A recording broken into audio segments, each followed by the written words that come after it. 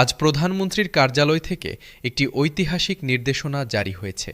সেই নির্দেশনায় অর্থ মন্ত্রণালয়কে নির্দিষ্ট সময়সীমার মধ্যে নবম জাতীয় বেতন স্কেল বাস্তবায়নের জন্য বাজেট সংশোধনের কাজ সম্পন্ন করার সরাসরি আদেশ দেওয়া হয়েছে। নবম জাতীয় বেতন স্কেলে এবার শুধু বেতন বাড়ানো হবে না, পুরো ব্যবস্থাটাকে নতুনভাবে সাজানো হবে।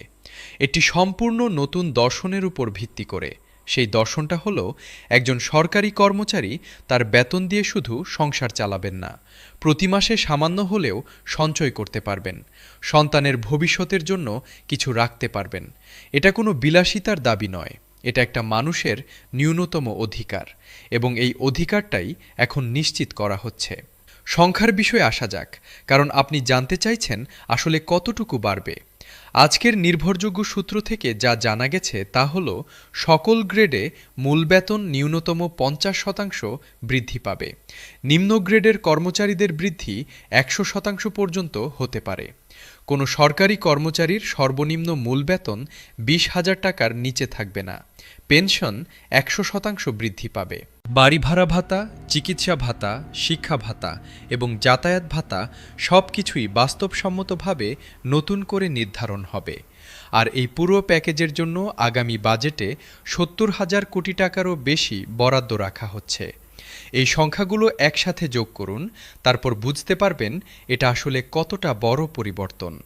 এখন এমন একটি তথ্য বলবো যা এই মুহূর্তে বাংলাদেশে অন্য কোনো চ্যানেলে পাবেন না।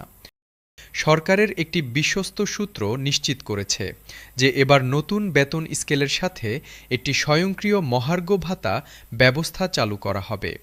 এই ব্যবস্থায় প্রতি বছর মূল্যস্ফীতির হার অনুযায়ী সরকারি কর্মচারীদের বেতন স্বয়ংক্রিয়ভাবে সমন্বয় হবে। মানে, বাজারে দাম বাড়লে আর আলাদা করে আন্দোলন করতে হবে না, বেতন নিজেই বাড়বে।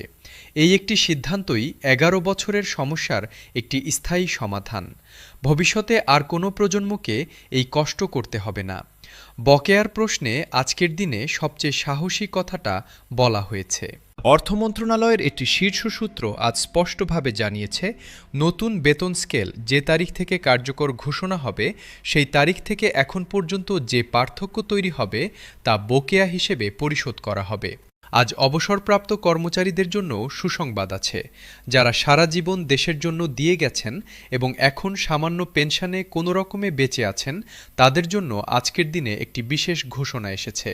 সরকার নিশ্চিত করেছে, অবসরপ্রাপ্ত কর্মচারীদের পেনশনও 100% বৃদ্ধি পাবে। যিনি 5,000 পাচ্ছেন তিনি পাবেন 10,000, যিনি 10,000 পাচ্ছেন তিনি পাবেন 20,000। সারা জীবনের শ্রমের এই স্বীকৃতিটুকু পাওয়ার জন্য তারা অনেক দিন অপেক্ষা করেছেন। আজ সেই অপেক্ষার শেষ হচ্ছে। সরকারি কর্মচারী সংগঠনের একজন নেতা আজকের এই খবর শুনে যা বলেছেন তা শুনলে আপনার নিজের চোখেও পানি আসতে পারে। তিনি বলেছেন, আমি 30 বছর সরকারি চাকরি করেছি, প্রতিটি দিন নিজেকে বলেছি দেশের জন্য কাজ করছি, এটাই পুরস্কার। কিন্তু রাতে বাসায় ফিরে স্ত্রীর মুখের দিকে তাকাতে পারতাম না, কারণ তিনি জিজ্ঞেস করতেন এই মাসে কি হবে। আমার কাছে উত্তর ছিল না। আজকের এই সংবাদটা শুনে আমার মনে হচ্ছে আমার স্ত্রীকে এবার সেই প্রশ্নের উত্তর দিতে পারবো। এতদিন পারিনি, কিন্তু এবার পারবো। দেশের শীর্ষ অর্থনীতিবিদরা আজকের এই সিদ্ধান্তকে বলছেন বাংলাদেশের অর্থনৈতিক ইতিহাসে এটি টার্নিং পয়েন্ট। তারা বলছেন, 15 লক্ষ কর্মচারীর হাতে বেশি টাকা আসা মানে 50 লক্ষ পরিবারের জীবন বদলে যাওয়া। সেই 50 লক্ষ মানুষ বাজারে বেশি কেনাকাটা করবেন, ব্যবসায়ীদের বিক্রি বাড়বে, কারখানায় চাহিদা বাড়বে, নতুন কাজের সুযোগ তৈরি হবে, দেশের অর্থনীতি নতুন গতি পাবে। এটা শুধু কর্মচারীর লাভ নয়, এটা পুরো দেশের লাভ। এখন সবচেয়ে বড় প্রশ্নটার উত্তর দেওয়া দরকার। বাজেট সংশোধনের কাজ আজ থেকে আনুষ্ঠানিকভাবে শুরু হয়েছে। আগামী কয়েক কর্মদিবসের মধ্যে এই কাজ শেষ হবে। তারপর মন্ত্রিপরিষদের বিশেষ বৈঠকে চূড়ান্ত অনুমোদন হবে এবং তারপরই আসবে সেই ঘোষণা, যে ঘোষণার জন্য 11 বছর অপেক্ষা করা হয়েছে।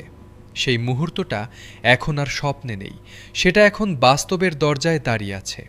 দরজাটা খোলার মাত্র কয়েকটা দিন বাকি। যারা বারবার আশাহত হয়েছেন তবুও থামেননি, আজকের এই দিনটা আপনাদের জন্য, আপনাদের সংগ্রামের জন্য, আপনাদের ধৈর্যের জন্য। এই পরিবর্তনটা এমনি এমনি আসেনি। এটা আপনাদের ১১ বছরের লড়াইয়ের ফল এবং সেই ফলটা এখন পাকছে। এই ভিডিওটি এখনই শেয়ার করুন। আপনার পরিচিত প্রতিটি সরকারি কর্মচারীর কাছে এই সুসংবাদটা পৌঁছে দিন, কারণ এই খবরটা জানার অধিকার তাদের আছে। তারা এতদিন যে কষ্ট করেছেন, এই সুখবরটা শোনার যোগ্য তারা। চ্যানেলটি এখনই সাবস্ক্রাইব করুন এবং বেলটি চালু রাখুন। নবম জাতীয় বেতন স্কেলের চূড়ান্ত ঘোষণা যখনই আসবে, সেই মুহূর্তে সবার আগে আপনাকে জানাবে এই চ্যানেল। আজকের এই ঐতিহাসিক শ্রমিক দিবসের শুভেচ্ছা সবাইকে। আল্লাহ হাফেজ।